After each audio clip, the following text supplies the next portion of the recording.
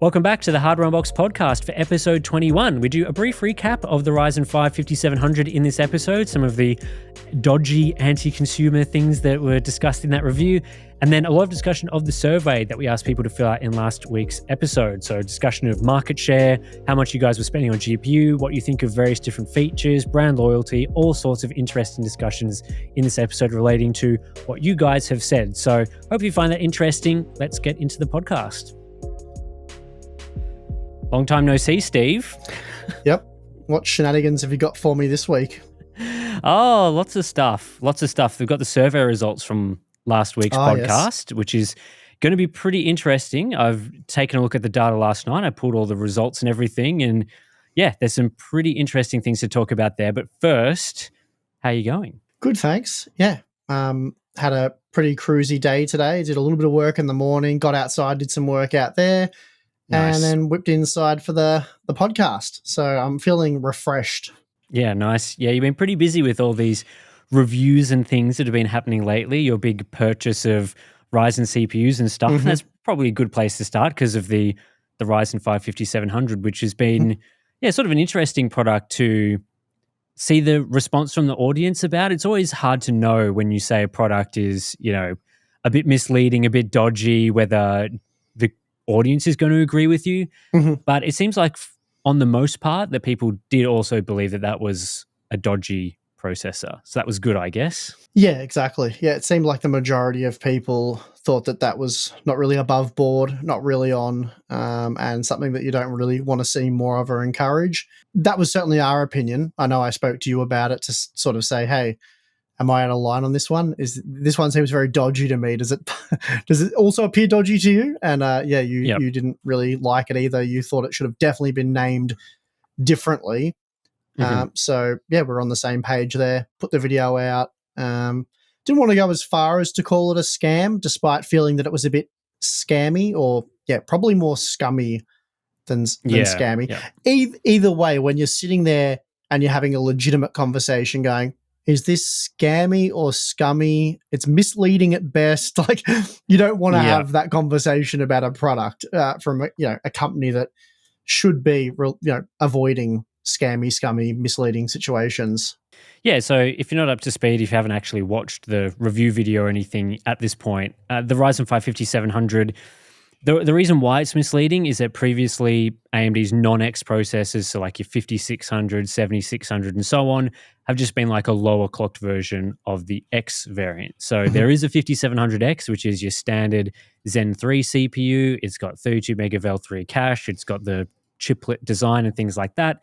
Whereas the 5700 has sort of gone against that standard naming scheme by being an APU, basically, that's just got the graphics disabled. So while it still has the whole 8 Zen 3 CPU cores, it has reduced cache, which means reduced gaming performance. So in a lot of situations, it performs below the level of the Ryzen 5 5600. And again, people, just everyday shoppers looking for a part, they may, be interested in the 5600 or 5700X and sort of say, oh, well, the 5700, it must be better than the 5600, right? Because it's very similar naming and stuff, but no. So it should be called something like, I think you said in the review, a 5700 GF, which is not the most there's no good name, but yeah. Yeah, I mean, they caused this problem initially, and maybe we didn't, well, I don't think we made too much of a stink about it, but they caused this problem when they created a part like the 5600G or the 5700G that shares the bulk of its name with existing products that it's actually very different from. If the 5700G was merely a 5700X with a much integrated graphics added in that instance, then that would be okay. Mm-hmm. But I think even the 5700G is a misleading product because you think it's closely related to the 5700X when, they're both 8-core, 16-thread CPUs, but they are quite different. The biggest difference being, first of all, the cache capacity is probably the biggest difference, but then there's also a difference there in PCI Express support, and you can even see a difference in stuff like lane count. But in that example, it's just the revision or version that's supported. If it's going to be from the 5700 series, it's already difficult with the naming there because what do you make it like a 5750? But then that indicates that it's a more powerful CPU. whereas it needs to That's be a. right. Yeah. So it's a tough one what they do there. The APUs really need their own quite clear designation, like designated series. Yeah, But like even if it was instead of like Ryzen 7, if it was like the Ryzen G mm, 5700, mhm, mhm, then that would potentially indicate to people, hey, it's not a Ryzen 7, it's a Ryzen G, so it's a different series. I mhm. think that would have made a lot more sense because then, yeah, you could have the Ryzen 7 or the Ryzen G 5700, and then this, what ended up being the Ryzen 7 5700 could have been the Ryzen G 5650 or something, or 5700F or something like that. And it'd Yeah, make a that's lot right. more sense. Yeah, Um, that's absolutely right. I know. I've seen some comments from people. Again, I think the vast majority of people agreed with our take on it. But I did see some people saying that this is no big deal, mountain out of a molehill type thing, because realistically, AMD's being very transparent about the specifications of the CPU or the mhm, APU in this instance, which is like, yeah, okay, but come on. The vast majority of people who purchase these products, first of all, they're led by the product name. And then mhm, most people look at stuff like core count. I know CPUs have cores, more cores better. So how many? Oh, the Ryzen 5 5600 that has 6 cores. The Ryzen 7 5700 has 8. And it's only like $20 more. Okay, I'll get that. They're both clocked at similar frequencies. I know about gigahertz and megahertz. So we've got a good amount of cores and a good gigahertz. So must be good product. And they look at the L3 cache if they dive into the specs. But come on, how many people know what an L3 cache is, what it does, and how relevant it is to what they're doing? And yeah, people might just have the assumption that, I've got more cores, therefore, for reasons I don't understand, it actually has less. Maybe less is better in this instance. It doesn't need as much. I don't know. I don't understand what this thing is. I know about cores and megahertz. So that's the majority of buyers. So you want to have very clear product names. I think when you look at specification sheets and stuff, like it's not like it's just a couple of things. Like I've just been looking at the AMD website for these processors, and there's a lot of things that are listed there. It's, obviously cores, threads. There's multiple clock speed numbers. There's L1, L2, L3 cache, TDP. It's specs The vomit. It's just crap yeah, everywhere. thermal limits, PCI numbers, DDR specs, product IDs are listed there.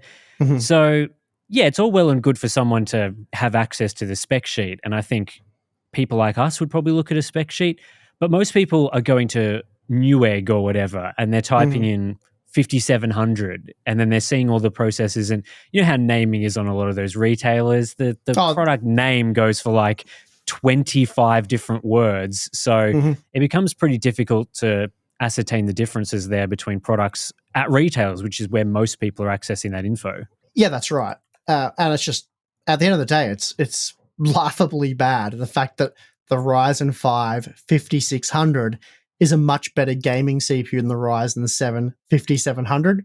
Hmm. When that's not the case, if you compare the Ryzen 7 5700X to Hmm. the Ryzen 5 5600 or 5600X. So there's a clear disconnect there in the product naming. It's not a good. And they released it as an OEM part like 2 years ago, which was, whatever.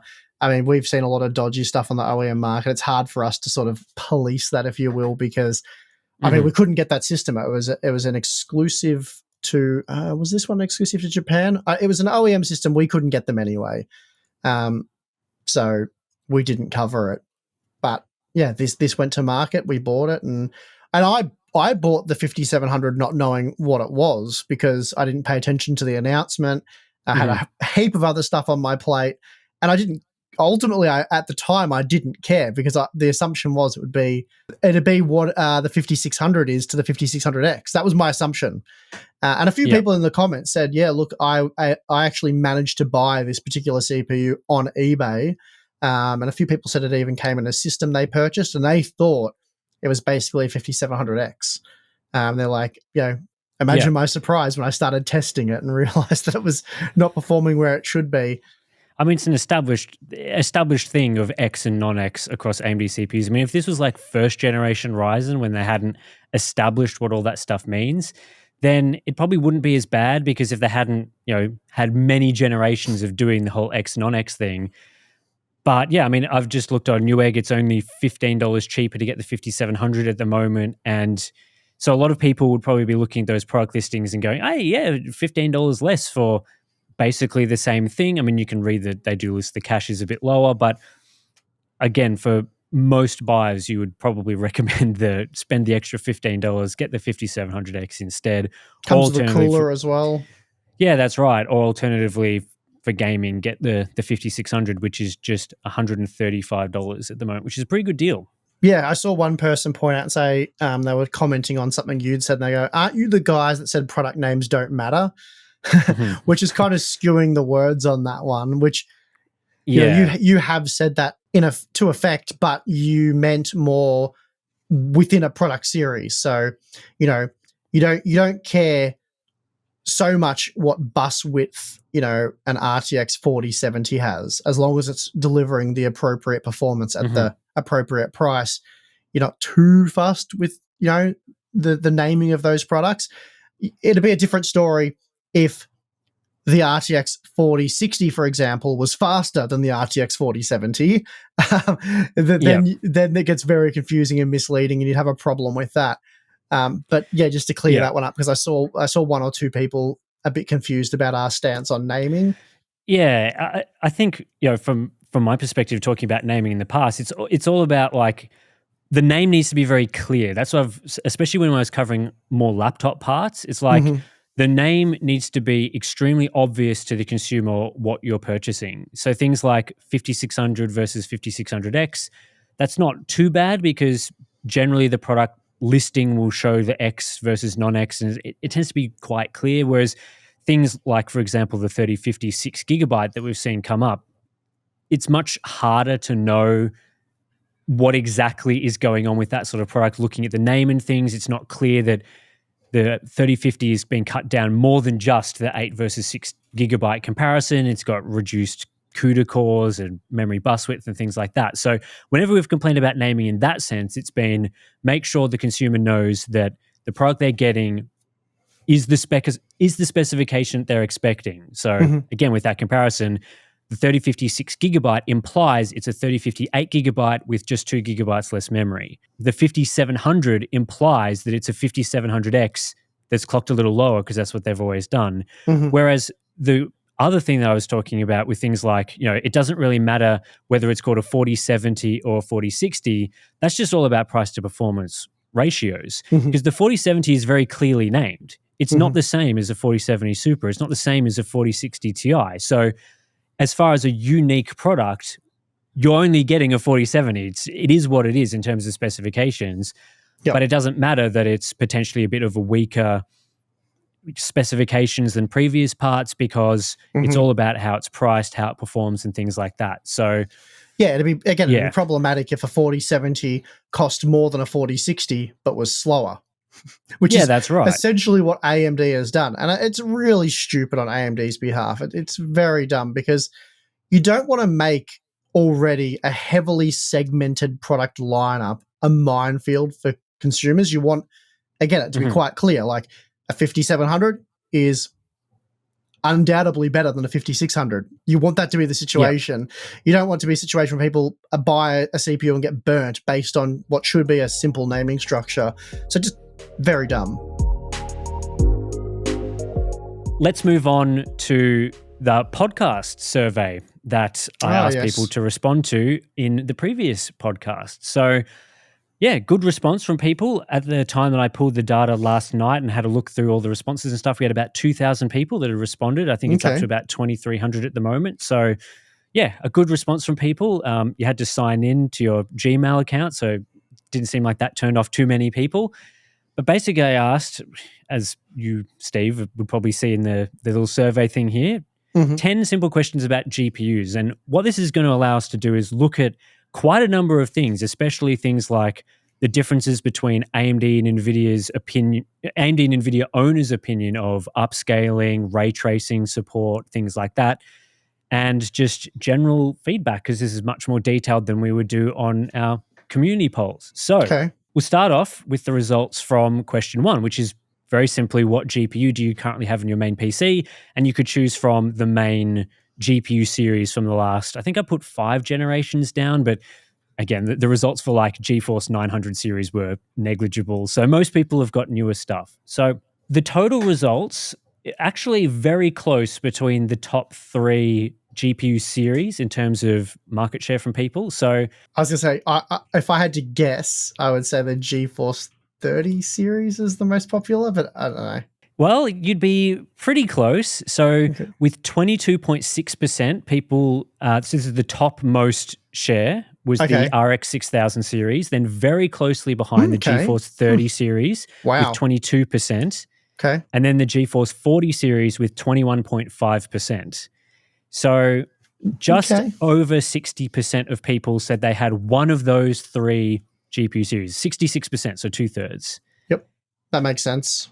Total AMD and Nvidia market share, we had 58% of people with an Nvidia GPU, 40% AMD, 1% Intel. So there were a few people that said they owned an Intel Arc A series product, and 1% of people voted the integrated graphics option. So yeah, Intel and integrated graphics, not super relevant.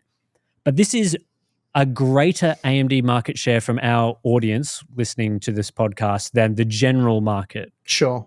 Makes sense. So, yeah, having spoken to retailers looking at sales figures and things like that you would have seen from various retailers, I believe the general market share between AMD and Nvidia to be between 70-30 and 80-20 in favor of Nvidia. It does depend on the region. So like the US, for example, is closer to 80-20 in favor of Nvidia because people are higher end buyers.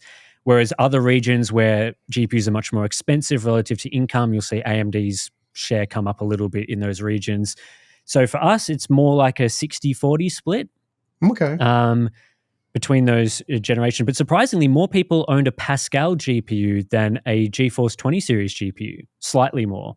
So it seems like a lot of people from the 20 series have already upgraded, and maybe 10 series owners are not upgrading. Yeah, I feel like a lot of people probably skipped the 20 series because, again, other than the 2080 Ti, there was no improvement there. You got ray tracing that was very poorly supported at the time, DLSS, which was also very poorly supported at the time. So the GeForce 20 series was a bit of a flop in that sense. And then obviously, that's right. Ampere was amazing.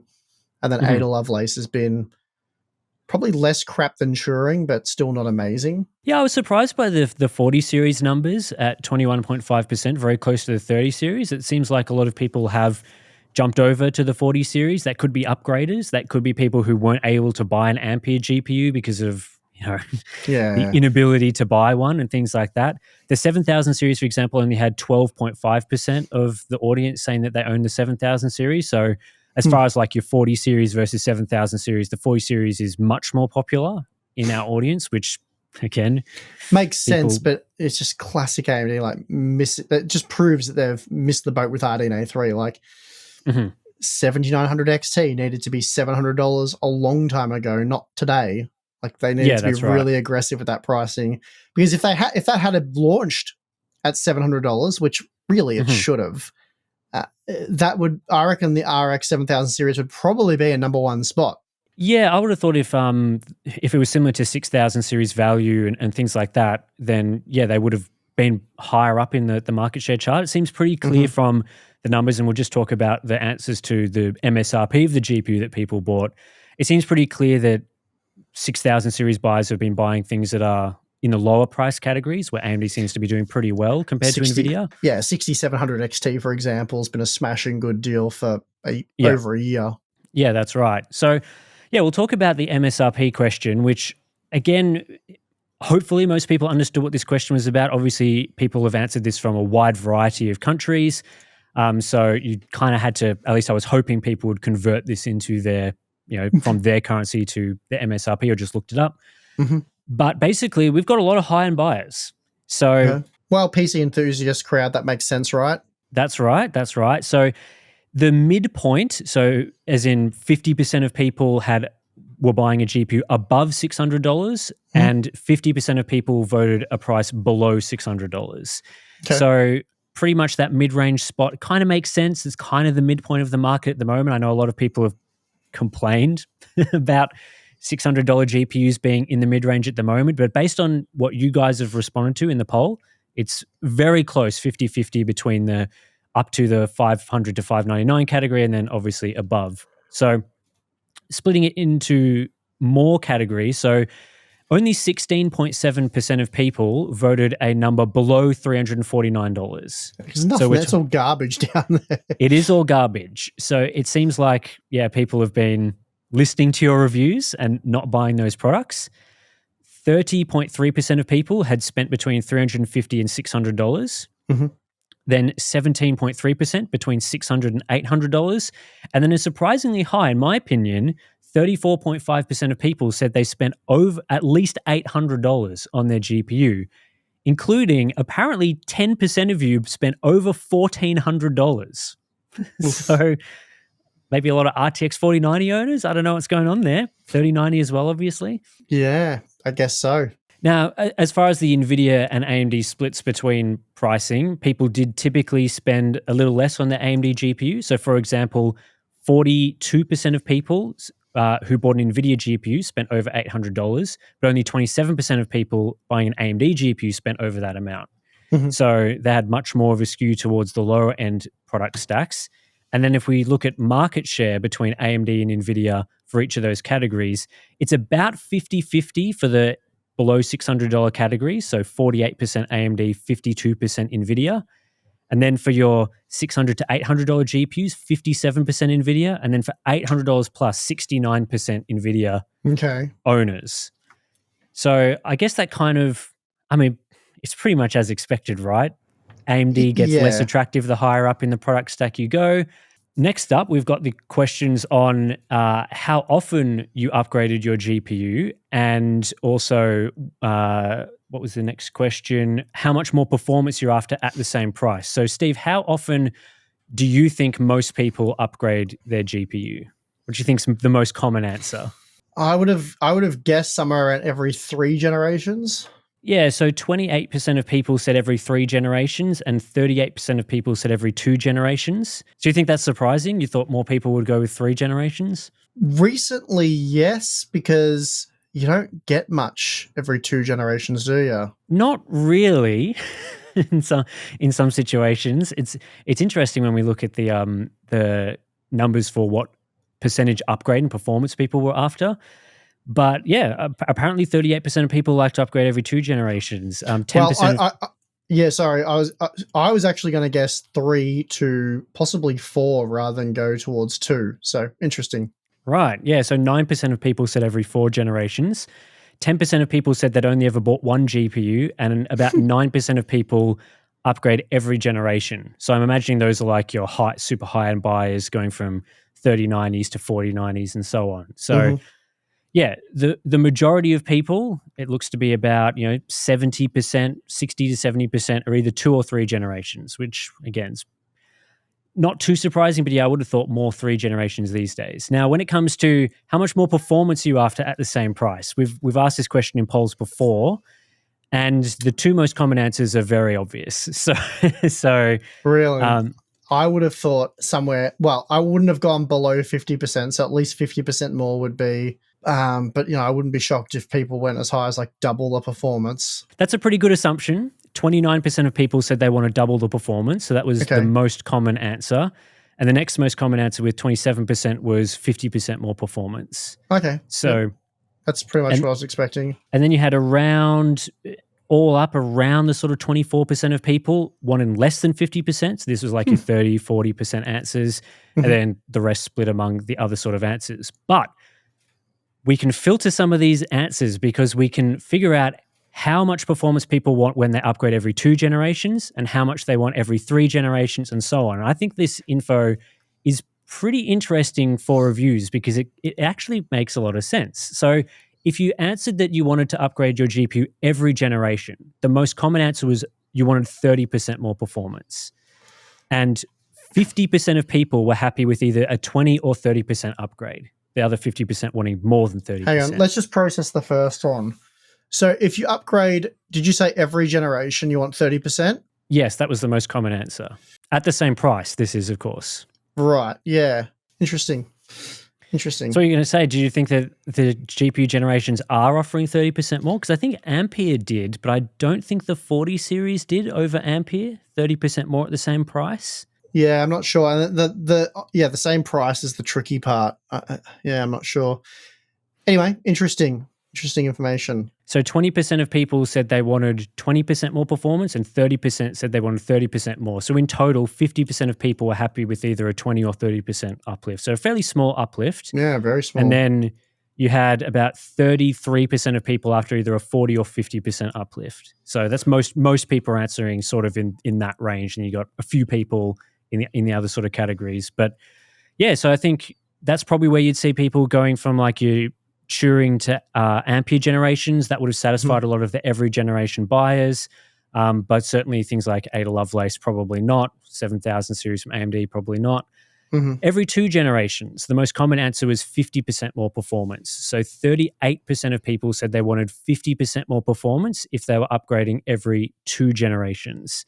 16% Which you're not getting, of people said at the same price. No.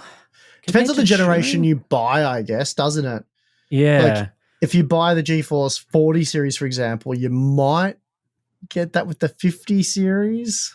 But I think you that's would. every generation though. So if you bought the 30 series, yeah, I don't know, it's a tough one. The price staying the same is the tough part.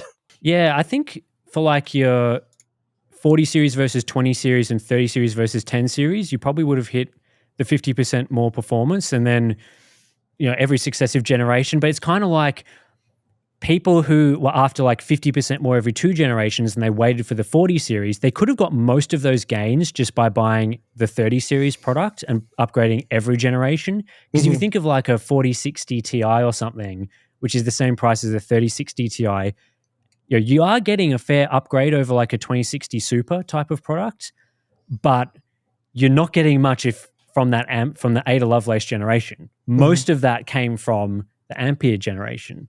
But yeah, so 16% of people upgrading every 2 generations said that they want to double the performance, but most people were sort of happy with 40 to 60% more performance. So it was around 60% of people in that sort of range. Every 3 generations, overwhelmingly, people want to double the performance. So 44% of people want double the performance. 20% of people said only 50% more, but yeah, most people in the sort of 70%, 80%, even 2.5 times the performance, which is very optimistic. And when you look across those 3 generations, going from every generation, people want 30% more, every 2 generations want 50% more, and then every 3 generations want double the performance, it kind of makes sense. That's roughly 30% per generation at the same price. And that's what I guess people are expecting from these products and why, Ampere, awesome lineup, and Ada Lovelace, not awesome. So at least it's good to see people, the results kind of make sense. It doesn't seem like too many people were trying to fool us or anything. And there wasn't much of a split between AMD and Nvidia owners. Nvidia owners were slightly more willing to upgrade more frequently and slightly more willing to accept a smaller performance uplift, but it wasn't much of a difference. We're talking like Nvidia owners, 26% of people said they want to double the performance. AMD, 30% of people. So very, very similar. It's pretty much whichever one you've gone with, you want pretty much the same thing from your GPU brand, which makes pretty much the most sense. We'll move on next to the rankings of rasterization and ray tracing performance. Okay, interesting. Let's see what we have here.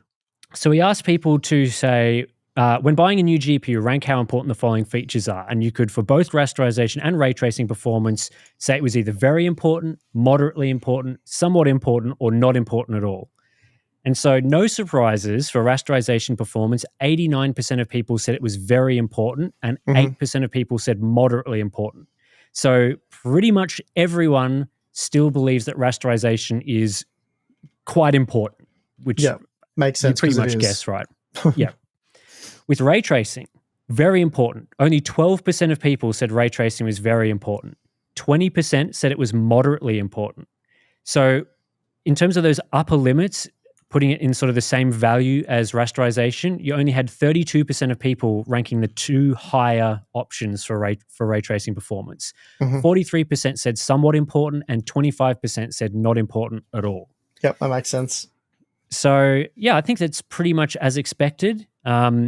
moderately, somewhat. A lot of people aren't discounting it entirely. I think if this was Turing generation, you'd see not Very important different. at all. Yep. Yeah, but yeah, so those are the sort of results. And then if we split it between AMD and Nvidia owners right now, so look at what you said when you said what GPU you have. For rasterization, not too much of a difference. 94% of people for AMD said rasterization was very important. For Nvidia, it was 86%, so a little lower for Nvidia, but still obviously very important. And then for ray tracing, for AMD, now this shouldn't be a surprise at all, only 1% of people said it was very important and 12% said it was moderately important. Okay. So not a heap of people saying that they valued ray tracing performance from an AMD buying perspective, but 50% of people said it was somewhat important. Yep, So that makes perfect sense, because if you really care about ray tracing, you wouldn't buy a Radeon GPU. yeah, that's pretty much it. But what was also surprising was that NVIDIA owners weren't 100% sold on ray tracing either. 19% of owners said it was very important and 27% said it was moderately important. But then you had 37% saying only somewhat and 16% saying not important at all. So the two lower results, around half of people said the two lower results, half of people said the two higher results. So I thought I would have seen a few more people going for ray tracing being at least moderately or very important when buying an Nvidia GPU, especially considering a lot of people had 30 or 40 series products. But that wasn't the case. Yeah, I mean, Does that that doesn't. surprise you? Nah, not at all. If anything, maybe a little bit high compared to what I expected reality to be, because we've had these conversations before. Like, how many games are there that actually truly benefit from enabling ray tracing? Like, you turn it on, you're like, whoa, okay, wow, different experience. Yeah. This is better.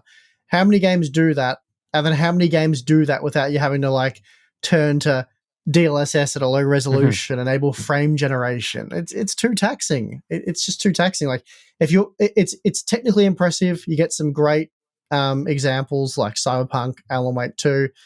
For me, they're still not that far beyond the tech demo phase that we spoke of years ago. Like, I mean, that's just the reality of it. You can get excited about how fantastic ray tracing looks and what it can do and all that sort of stuff, which, totally here for, on board for, but it's almost still a bit of a peek into the future of gaming. And it seems like gamers at large agree with that, because they've tried it and they're not willing to accept the performance sacrifice for the visual improvement.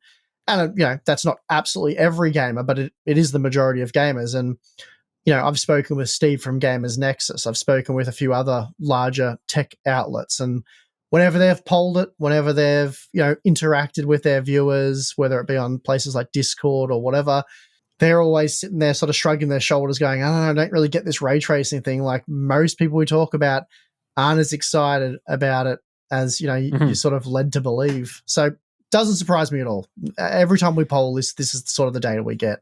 Yeah, that's right. And I think it's also going to be influenced by 40% of people who responded to the poll saying that they spent no more than $599 on their NVIDIA GPU. If everyone had an RTX 4090, then, it wouldn't even be a priority of like, how important do you deem ray tracing or whatever. It's just like, well, it works. So, the performance hit's still massive, and I'm not saying you want to always enable it, but it's a feature that you can start to use.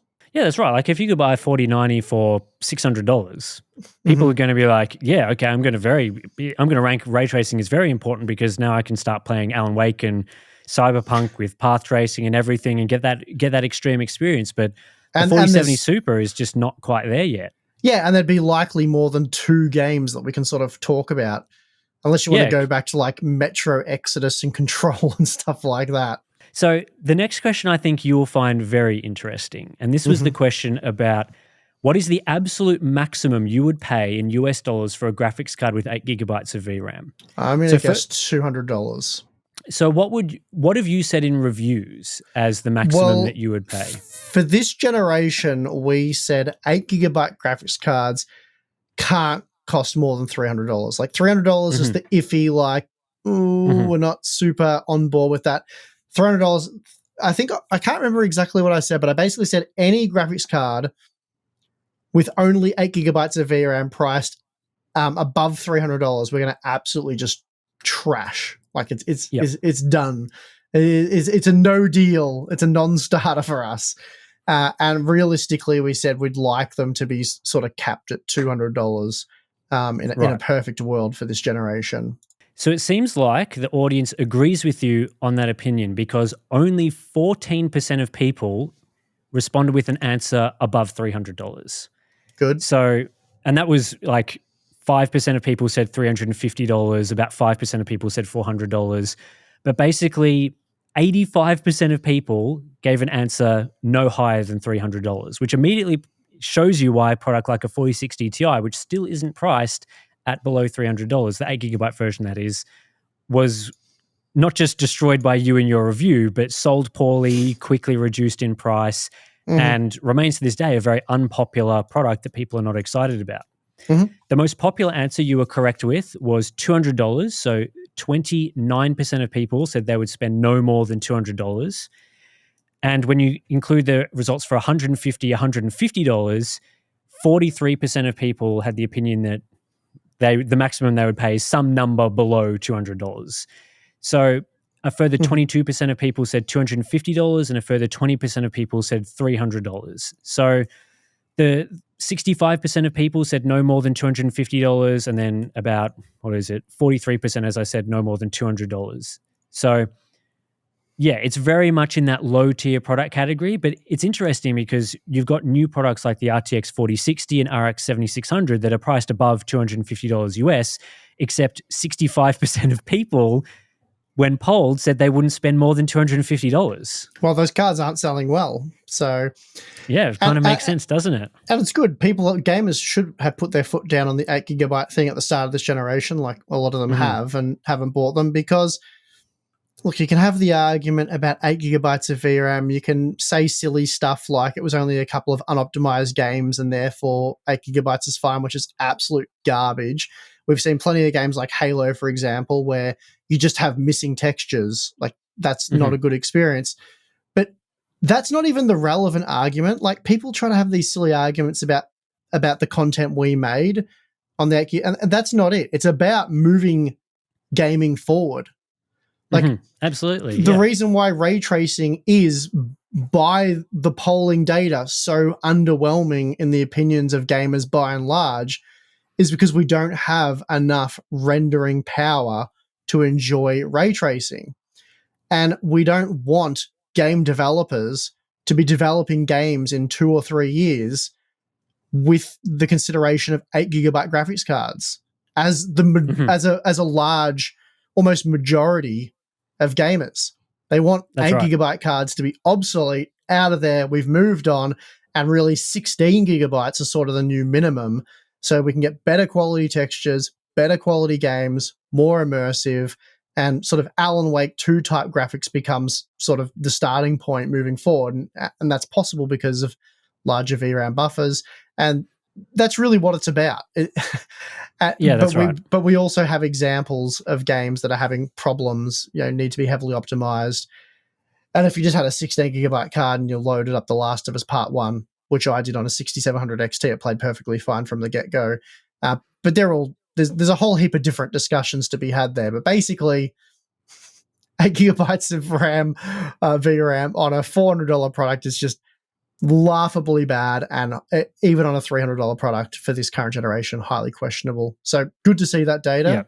Yeah, that's right. I mean, obviously, these poll results are people that watch our content. So hopefully people have independent opinions about things as well. But obviously, these results are going to be influenced to some degree by your reviews. Well, they don't just watch us. I'm sure they watch a whole heap of different content. They probably read a whole heap of different content. But we have shown undeniable proof. Like, it's not, there's tech YouTubers out there that say you need 8 cores for gaming, but then never ever provide any evidence. They'll say it feels better, or you can have background tasks, and they'll verbalize reasons, but there's no scientific testing. There's no evidence-based testing. So you lose a lot of credibility doing that. But we've not just use these unoptimized new games to show this. We've shown a heap of different games. We've shown different ways in which it causes the problems. We've done the scientific evidence-based testing to prove this, and others have as well. Like, it's not just us saying this. There's a lot of great publications. I've seen some German-based publications that have done some testing. They've been saying the same stuff. It's pretty well known at this point in time. So anyway, I won't keep ranting about 8 gigabytes of VRAM, but I just very disappointing to see it on a $400 product from Nvidia. They really tried it on this generation. And to think how much they really were going to try it on this generation with products that were unlaunched, like holy moly. It's not good. The GeForce 40 series was bad, and it could have been really bad. Yeah, I mean, this is important information for like a 50 series products. Hopefully, Nvidia learns the lesson that your $300 GPU probably needs to have 12 gigabytes, if not more VRAM. You said 16, and really you're 16 looking ideally, yeah. And I mean, the data is not that split between AMD and Nvidia. So, for example, 56% of Nvidia owners said no more than $250, with another 23% saying $300. So it's very, very similar to the general data. I think AMD was a little more, or a little less favorable for your low VRAM GPUs. 77% of people said below $250. But I mean, those are sort of telling you like, what did Nvidia have? 80% of people said that 80% of Nvidia owners said that it should be no more than $300. And Nvidia launched the 4060 Ti. So they can't do that again. No, and the other consideration to make there is the fact that you were saying the bulk of the people that filled out the survey said they upgrade every 2 generations. That's right. It's important to note that's not every 2 years. No. So if you bought an RTX 3070 with only 8 gigabytes of VRAM, which I've heard from a lot of RTX 3070 owners, like a lot of them, that card is a pain in the backside to live with. They're constantly having to tune settings, and they're very limited in the amount of ray tracing they can use because it constantly spills over an 8 gigabyte frame buffer. So that was purchased 4 years ago now. Well, not quite, because it was the end of 2020, but let's say 3.5 years ago now that product was purchased.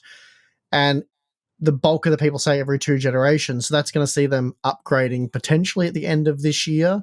But the point is, every 2 generations is a 4-year span, really at current pace.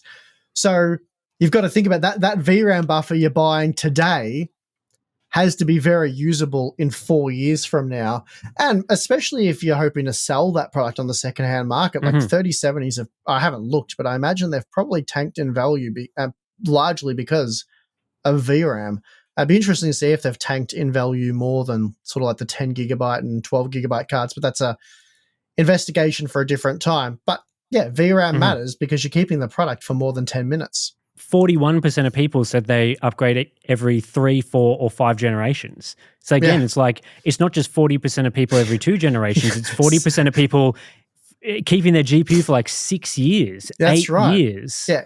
Look, come back to me and we'll talk about 8 gigabytes of VRAM in 6 years. And for the people that say silly stuff like 16 gigabytes of VRAM, I say silly because you can already prove it scientifically to be wrong.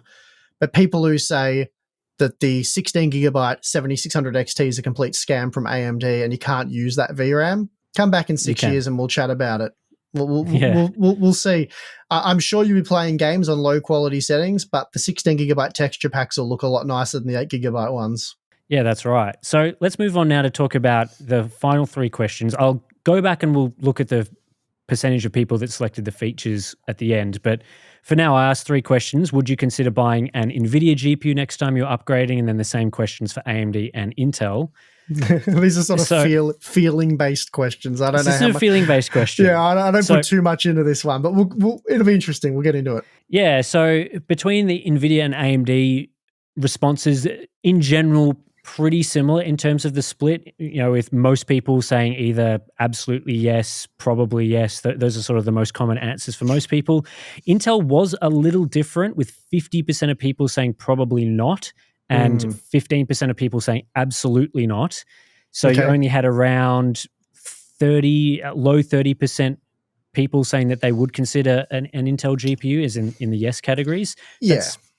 A lot of problems there. A lot of problems there. They've made impressive Yes. improvements. They've made impressive strides over a relatively short period of time. But as I say, people like Steve, Mhm. why aren't you all over the Arc GPUs? Why aren't you recommending them as the best budget Mhm. options? It's because every time I plug one in, I only need to run about 6 tests, and then there's a showstopper. A game won't load, or it crashes, or there's problems. So, Yep. they've come a long way, but they have a long way to go before they're on a equal playing field with AMD and Nvidia in terms of compatibility and support.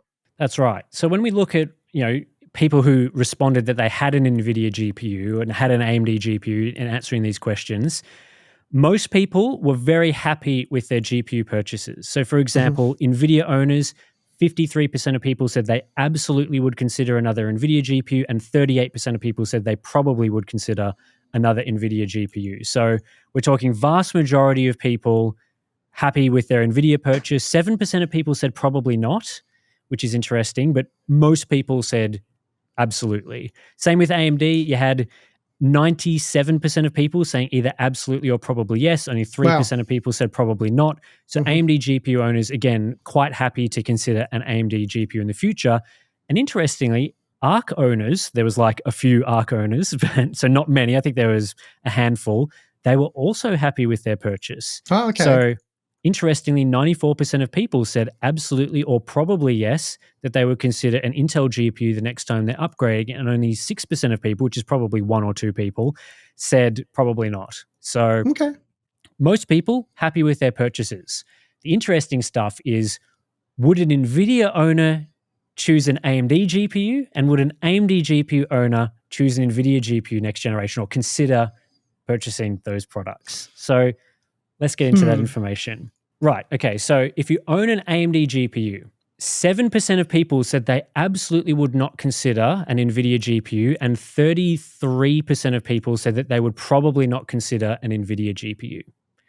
So Hmm. now my opinion is that no one in this poll should be answering absolutely not to a GPU brand. At best, you could say probably not because of features or whatever, but absolutely not is a very closed-minded opinion.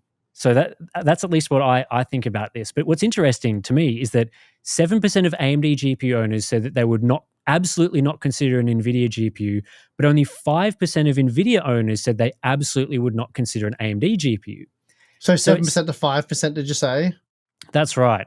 It's much of a muchness, really. It's similar, but what's also interesting is that only 25% of NVIDIA owners said they would probably not consider an AMD GPU. So you've got 30% saying probably or absolutely not NVIDIA owners thinking about buying AMD, but you have Yeah. 40% of AMD owners saying they probably would not consider NVIDIA. Going beyond just this polling data, but I think by and large, most people aren't too radical with this sort of stuff. Like, I get there's brand loyalty. Like, if you buy a Toyota and it was good value, had great features, and it looked after you and your family for 5 years, you're like, I'm probably going to get another one of these. Like, some people Mhm. might test drive a few other vehicles, but they're like, this thing's been really good to me. Like, why stick with the devil, type deal? But Yeah, yeah. you're taking a plunge into something that's a bit unknown. And if this has been great, well, there's nothing to say the next one for the next 5 years won't be great and look after you. And sort of the same thing with GPUs. If you buy an AMD GPU and you don't have any driver related problems, which I believe is true for most people, it was good value, the performance is good, you enjoy it, you have a lot of good experiences gaming with it. It kind of becomes this personal thing where you're like, well, this was really good, and you do your research for the next purchase, and it seems like it's much of a muchness. You just go, oh well, Mhm. AMD was good last time, I'll go with them again. And the same thing with Nvidia. So that doesn't surprise me too much that people are willing to sort of, or tend to stick with what they know, with what they've got and what's worked well. You're really only going to change direction if and you hear people all the time like, oh, I bought a Radeon GPU and I had nothing but driver problems, so I'm getting Nvidia. Okay, good luck with that. And then you hear people who are like, I've had an Nvidia GPU and I've had this problem, so I'm going to get an AMD GPU. It's like, well, hopefully you don't have any other problems. Like, they both have their Yeah. fair share of issues and problems. So Yeah, I think the difficulty with this data is more towards AMD trying to gain market share. Because if you look at like how happy are Nvidia owners with their GPU, they're pretty happy. How likely are they to consider an AMD GPU? 45% of people said probably yes. 23% of people said absolutely yes. yeah, that's But then you, positive data for AMD. But But the interesting point is that 53% of Nvidia buyers would absolutely consider an Nvidia GPU compared to 23% for AMD. So people are more likely, based on this data, at least they've indicated they're more comfortable going with an Nvidia GPU for their next purchase as an Nvidia owner. So, which is what the market share shows. Which is what the market share shows, right? This data is suggesting that the people that own each brand are the next buyers of the same brand in the next generation. Which makes sense for the reasons I just gave you. But yeah, absolutely. It's like if you buy a Toyota Camry for $30,000 and you bought that and it was great, and then you look at buying another one for $30,000, but there's a relatively new brand that's emerged and the car's half the price, which is what we're seeing with, what's that? Is it BTC or something? The Chinese brand that's like beating Tesla now. Yeah. I'm not super familiar with EVs because I'm not interested, but you get a new brand that comes in, they're offering, maybe questionable quality, but they're getting fairly good reviews, but it's half the price. People are like, well, don't really know this brand. There's some things here that's a bit iffy, but for half the price, it's got a 5-year warranty in Australia or whatever. I'm going to take the plunge. So my point being, and this is what we've been saying for so long now, if AMD just pulled their finger out and stopped stuffing around and released products like the 7900 XT at prices that make sense, if you're sitting there with your Pascal, your Turing-based GPU, and you're like, I really want to upgrade, far out. AMD's offering 20 gigabytes of VRAM, 30% more rasterization performance, at like the same price as Nvidia. Have I used ray tracing that much? Do I care that much? The ray tracing still kind of works on this product. FSR is not too bad. Honestly, it's pretty compelling. I'm going to take the plunge. And that's how they got most people like the 5700 XT and stuff like that. And it's how they got people with Ryzen. Like they've already, I feel like this is the conversation we've had 10,000 times today. I feel like you're making a pretty good point. If we go back to like the Nvidia owners considering AMD for the next generation, right? You've got 46% of people saying that they probably would consider AMD and 23% saying absolutely yes, right? So there's a good chunk of people there who are considering switching brands for the next generation. They're not doing so because of the market share numbers, right? But AMD's not giving them a reason to. That's right. AMD, give me a reason, AMD. AMD needs to start converting the probablys into absolutelys, right? Like they need to be offering the compelling stuff so that the 45% of people who are probably considering it turn into like, 40% absolutely would consider them. So the people this generation are seeing what they're offering. That, let's say, people upgrading every 2 or 3 generations. That's what we've seen from this data, right? People should be looking at this generation, thinking about their next upgrade, seeing what AMD is offering and going, I want to buy the next AMD GPU when it comes my time, when it's 4 or 6 years in the future or whatever, to do an upgrade. And I think a lot of people who are looking at what they've offered this generation is it's not shifting that too much. I don't think the 7000 series will have changed the probablys into absolutelys in any significant number. Whereas if they were really good value and really compelling, I think you would see a lot more people voting like, yeah, absolutely, I'll be considering an AMD for the next generation.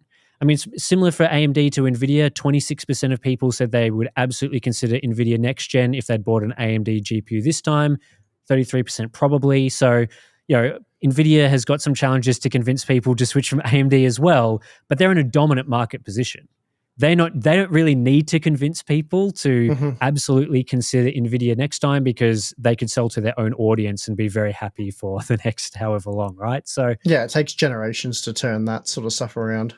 Yes, that's right. But at least one thing that I was really happy to see from these answers is that the majority of our audience is very open to changing GPU brands and is considering things in what I feel is a very measured way. There is a bit of brand loyalty that we're seeing from these poll results and things like that. But on the whole, the majority of people are open to switching brands, switching it up and buying products that are sort of the best, which I guess is why you'd come to Hardware Unboxed, right? Yeah, I mean, all of that makes sense. And I personally, if I was buying my GPUs and didn't have all the GPUs to test myself, I was just, a regular gamer, let's say, and I'd bought a Radeon GPU and it looked after me well and it had worked well. If I watch a video and it's, the Radeon the Radeon and GeForce GPUs are sort of much of a muchness. You get some extra features that may be of higher quality with the GeForce GPU. It's not really going to be enough to sway me if I've had a good experience with that brand. I'm not going to go, well, for roughly the same money, I can get this one that maybe is a bit better with these things. You've really got to, it's got to be pretty convincing to make you change from what you already know and what you're familiar with. So that doesn't surprise me at all. So let's talk about the final question, probably the most interesting question, which was I asked which of these features are important to you when buying a graphics card, and you could select all of the features that applied. So I'll just quickly run through these features before we talk about them. You could select rasterization performance, ray tracing performance, compute application performance, AI performance, upscaling, frame generation, video encoding, good track record with driver stability, driver software. So this is like your NVIDIA control panel and Radeon software quality, long-term driver support. So that means like not ending support like we saw with some Vega products, low power consumption, and adequate VRAM capacity. So there were 12 features there that people could choose from. And so let's run through them. So no surprises again with rasterization performance. We'd seen that previously. 95% of people ticked that this was an important feature. And again, 98% of AMD owners, 94% of NVIDIA owners. So very much as expected. For ray tracing, 39% of people selected this feature. So that corresponds roughly to your sort of very and moderately interested, important from the question we talked about previously. Is that the second most upvoted thing in this list? Not even close. Oh, good. I was going to say that's not even close. Okay. Because I was probably going to guess there's a lot of things here that could be second. I'm tossing up between good track record or experience with driver stability bugs. I'm probably leading with that as the second.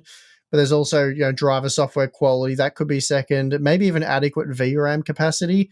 They're the three I'm tossing up between, probably leaning towards good track record. I'll finish. I'll answer your question in just a moment. Okay. Because with ray tracing, there is a big split between NVIDIA and AMD. Only 20% of AMD owners selected ray tracing as being important, but 52% of NVIDIA owners selected ray tracing. And that goes up to 73% for GeForce 40 series owners.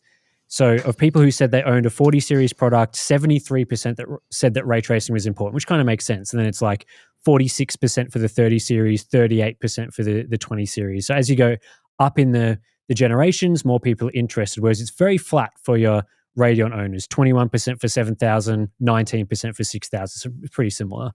So the next most popular was VRAM capacity, adequate VRAM capacity, with a surprisingly high 88% of people selecting this, including 93% of AMD owners and 85% of NVIDIA owners. So this is a very important feature. These three features, the rasterization and adequate VRAM capacity, were by far the most highly voted answers.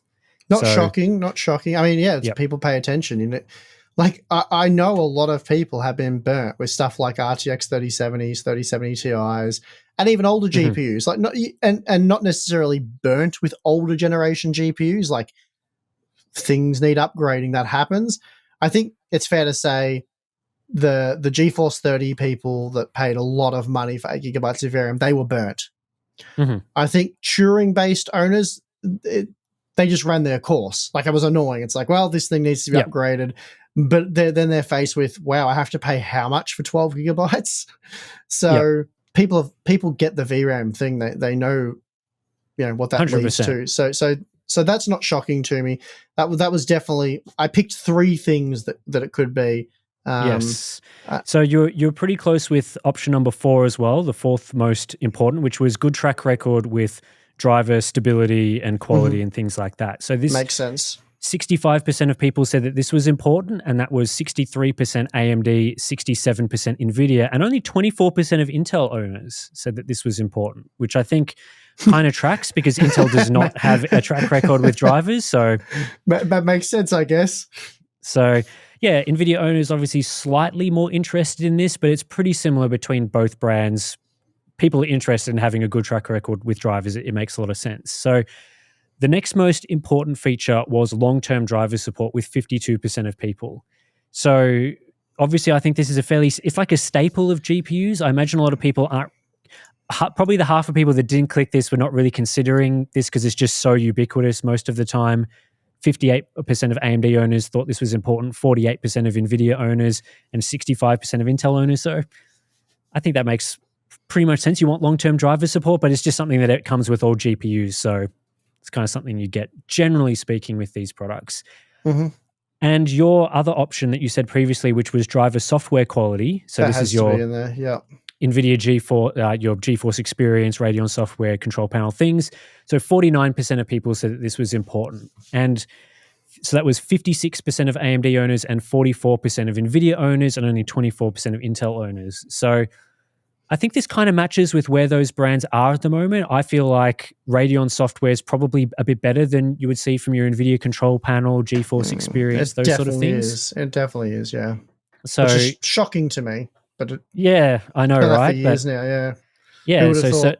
certainly that plays out a little bit in the data, but it's still important for both brands to some degree. So those last two are pretty close, 50% of people roughly for the driver software quality stuff. The next most important feature was upscaling quality. That was what I was going to guess, but you didn't ask me, so that's all right.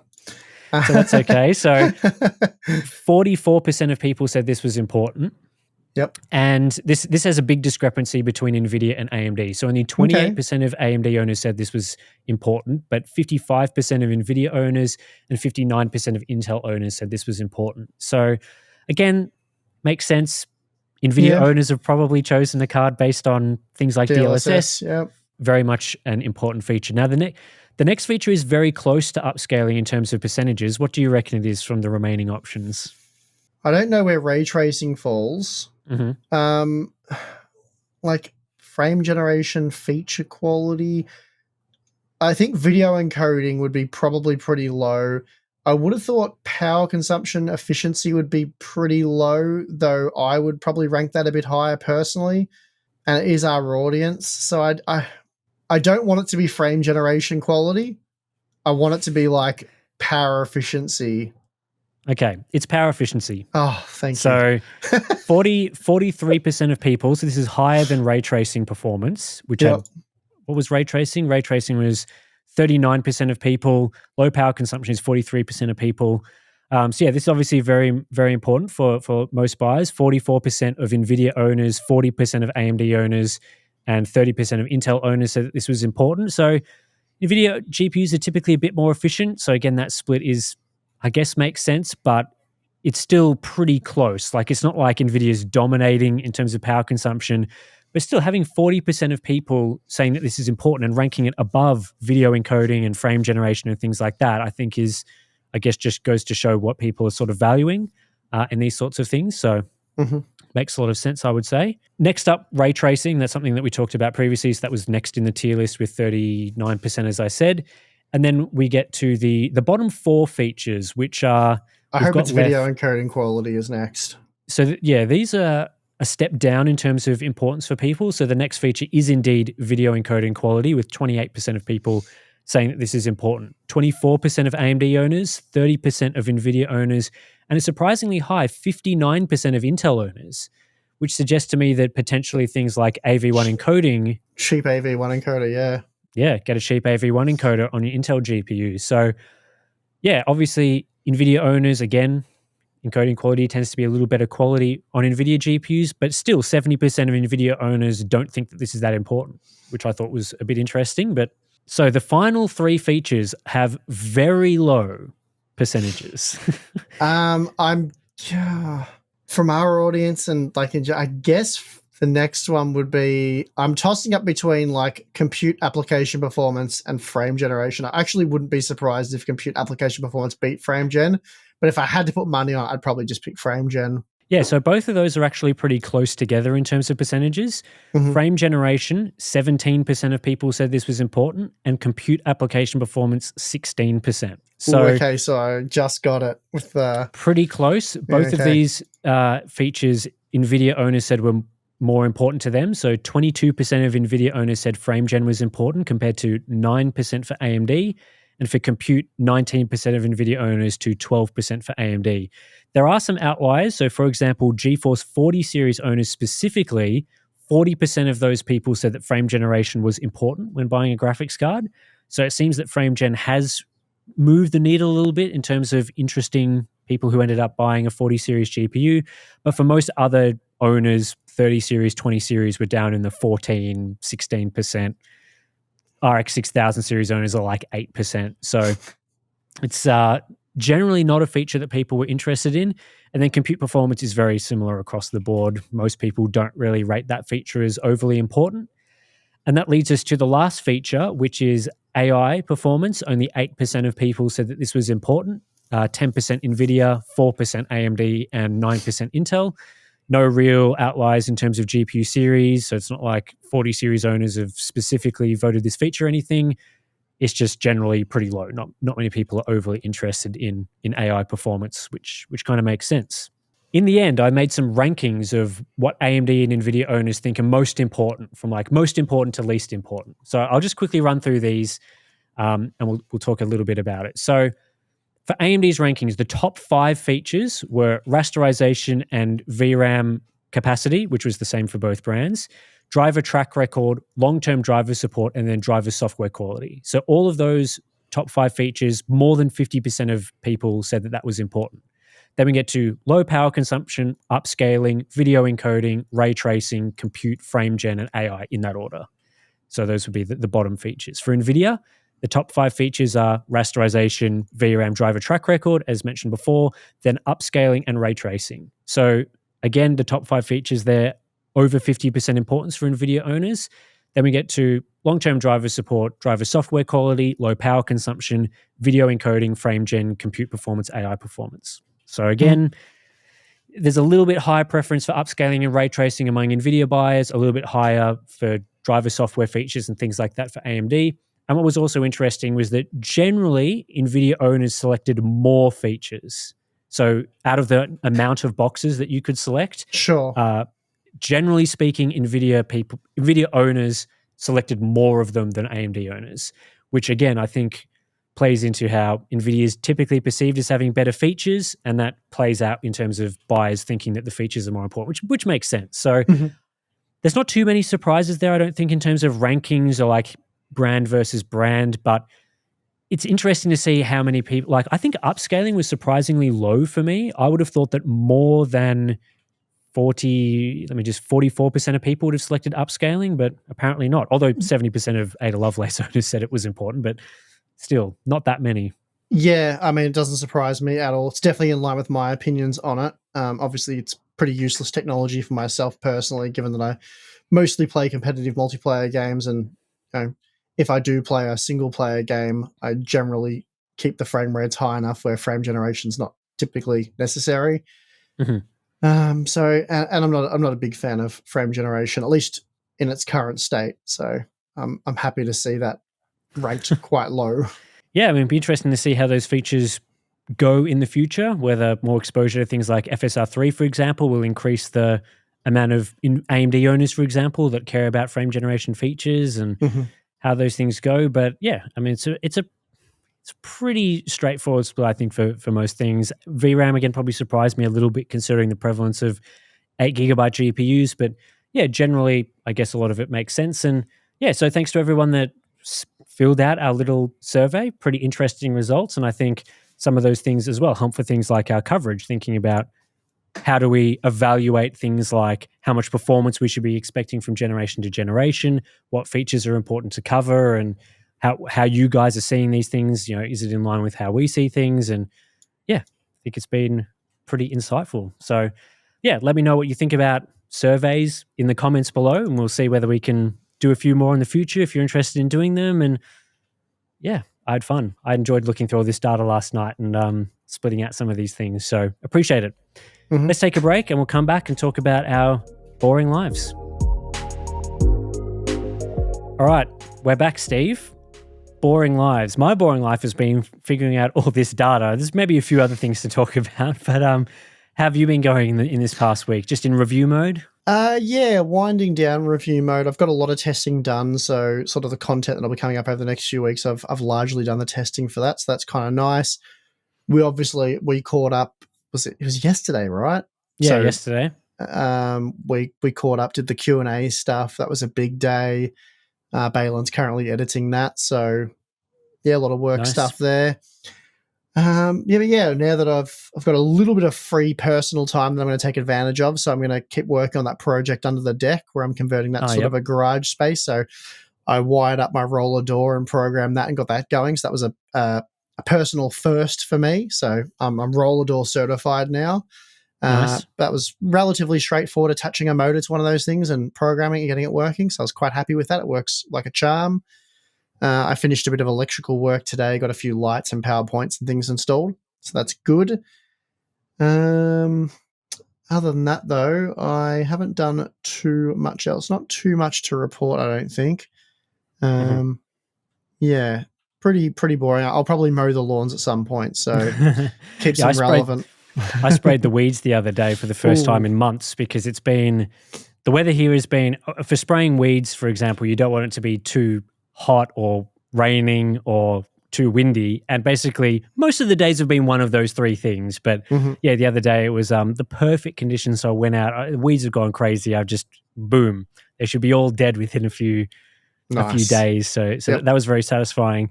On the weekend, I spent a couple of days in Melbourne. Me and my partner went up there and we just took a couple of days, go around, do some things in the city, which don't want to talk too much about because we did a whole bunch of very interesting and exciting things, which is against the boring life thing. So yeah, had a lot of fun doing that. But the one I did have a bit of a rant that was inspired by this Melbourne trip, which is phone signal. Phone signal is really bad these days. I feel like there's been very little to no improvement in like the performance of phone internet, the ability to get coverage and things like that for years and years now. And I was in one of the biggest population centers in Australia. It's got 5 million people, high-rise buildings, it's built up. You'd be expecting that in most areas, phone coverage would be pretty good. Nope, not really. Still sucks. It's still slow and crappy. I'm on the Telstra network, which is the biggest network in Australia, supposed to have the best coverage and performance and things. Not really that impressive. At my place, coverage is not great. At your place, it's middling. It's very good at my place, and generally performance has been good, but it's been patchy for January. But in their defense, they have scheduled maintenance, so it's been okay. But we've had days where it's been awful, and we had a day where there was no reception at all. But again, they warned us of that. But generally speaking, I have a tower for my town. I have direct line of sight to it, and there's which is nice. And it's a small population out here, so I think I'm kind of almost spoilt. Like it's a best case scenario. But I agree with you. You go further into the inner suburbs, and yeah, it's patchy reception and performance isn't good. It's quite baffling. Yeah, I feel like there was all this talk like a couple of years ago about like 5G, like, oh, let's get this 5G going. So we'll have, you'll be able to upload videos and stream like 24K videos or whatever their metrics were all at once. And then you use internet in the city of Melbourne and it's like horrible. Like you can stream a video or two, but it's not like my main issue is the lack of improvement, really. I remember like back when before Hardware Unboxed, my main thing that I was covering at TechSpot was mobile phones. So I was reviewing, I think back when I started was around sort of like the very first generation of 4G phones, right around the 3G to 4G transition. So this was like your early iPhone, Android days. 4G was sort of a big thing. And I remember testing the first 4G phone. I'm like, this is actually like quite a lot better, like faster, ran well, good signal. And then since then, it's just been this plateau of like, we're still 4G. Really not much. So not good. And look, you can defend Australian internet by saying that Australia is such a vast continent, but at the same time, people are pretty localized around the coast. So I don't know how well that flies, but let's give them the benefit of the doubt on that one. But when you drive into a major city with, like, as you say, like 5 million people, what's the excuse there? And then you go from, we fly over to Taiwan once a year. You go to Taiwan, you buy a SIM card with a lot of data for next to nothing, and it's just blistering fast and works everywhere in Taipei. So I feel like if they can do it there, we should be able to do it here. But yeah, that's right. I mean, Melbourne's probably got more people than Taipei City, I would have thought. Not sure on that one. I wouldn't have thought so, but maybe I'm wrong. You have to Google that one. Either way. So Melbourne is about Melbourne's about double the population of Taipei City. Oh, Don't know whether okay. that includes New Taipei or not. I mean, they've got 9 million people in their urban population, so that is more than Melbourne. But it's Taipei is built up, but Melbourne has like a big congregation of high-rise buildings all in the one spot, which can impact signal a little bit. But even then, like Taipei Metro doesn't matter. They've got Taipei's built right next to mountains. It all There's like works. It all all works works really well. flawlessly. Speeds Yeah. are really good. In Melbourne, it's like if you're going to somewhere that's like just slightly in like an underground building or something, or like first floor, a lift's horrible, doesn't work. I think that's the case in some places as well. But even out my way, like I don't like the nearest city to me is not Melbourne. It's a small city, doesn't have high rises or something. The signal there has been horrible for years. There's parts where you barely get any signal at all. I feel like my phone's running on one bar like the majority of the time, which is very frustrating. And yeah, so anyway, that was annoying, and it's not like that. This like impacted my wonderful weekend away with my partner or anything, which was great, and we did lots of fun things. But it was just interesting going around the city and being like, I'm standing in one of the busiest parts of Australia right now, and I've got one bar on my phone, and things are like struggling to load. So anyway, that annoyed me. People need to invest more in phone towers in Australia. Get more phone towers. Yeah, that's right. And then they do an event at the tennis or the MCG or something like that, and then it just doesn't work at all. Like I remember going to an AFL game, just a regular mid-season AFL game, and I took one of my daughters. I'm trying to message my wife to let her know like how things are going when we're going to leave. And it was like I was sending messages to the moon. There was like a 20-minute delay between when they were like going out and coming in. So it took most of the game to have like a 4-second conversation. Disappointing. Annoying. I've had very similar experiences at ovals like that when you've got not even that many people. I mean, I guess there's a lot of people in a small area, but still, like, I know stadiums in other countries, they invest in like specific phone towers at the stadium for certain brands and things like that. You don't really get that here, unfortunately. So, yeah, maybe they're being a bit complacent because in Australia there are 3 main carriers, and companies like Optus have had big scandals, and Vodafone is sort of, if you're interested in coverage, typically people don't go with Vodafone. So, it's almost a monopoly in some ways here. Yeah, we're all about downgrades in Australia. We like a downgrade, Yeah. She'll be right, mate. Nah, bugger it. Just downgrade it. It's easier. I know it's like sign up to Foxtel. I think I got one of their Easter special deals. I was paying $50 a month. It was meant to be $60. And I got an email. It's now $80 once my deal, which I'll probably cancel it after that because I'll just use KO. KO's gone to 4K now. That's right. Yeah. And I've already got a KO account that I was paying for as well because I let people use that. Anyway, I was paying for both. I'll axe the Foxtel if the KO 4K is good. But it's like I just signed up for it. And less than a year later, they're like, well, we're making this thing substantially more expensive and we're also making it worse. So there's less concurrent streams you can now have. So we're Just so we're clear, we're making it worse and more expensive. So, yeah, good job, right? Yeah, and then when you ring up to be like, I want to cancel it, they're like, what? What can we do to keep you? It's like, okay, well, let's start with making the service better and cheaper, or at least the same price and better, not substantially worse and substantially more expensive. And they're like, not. I don't understand what you're saying. Good luck cancelling Foxtel. So Foxtel's like our cable subscription box. You get a physical box sent to your house and stuff. Which you don't need. Sports and stuff. No, because they just stream it over the internet. But yes, that's like your equivalent of things in the US, which would be cable. But basically, I used to have that as well. And man, trying to cancel that service, they put you through a very annoying phone call. So yeah, I'll get have fun with that. I was like... I was saying I was going to switch over my Foxtel, the cable service, to KO, to stream AFL matches and cricket matches. And I was like, I'm switching over to KO. The only thing that will keep me on Foxtel is if you can match the price of KO, right? Like I'm not interested in all the other features. Either you match the price, which was substantially less, or I'm leaving. And I'm like, so what's your best price? And they're like, we can make it $10 cheaper per month. I'm like, thank you for your offer, but that's a horrible deal and I will not be taking it. So goodbye.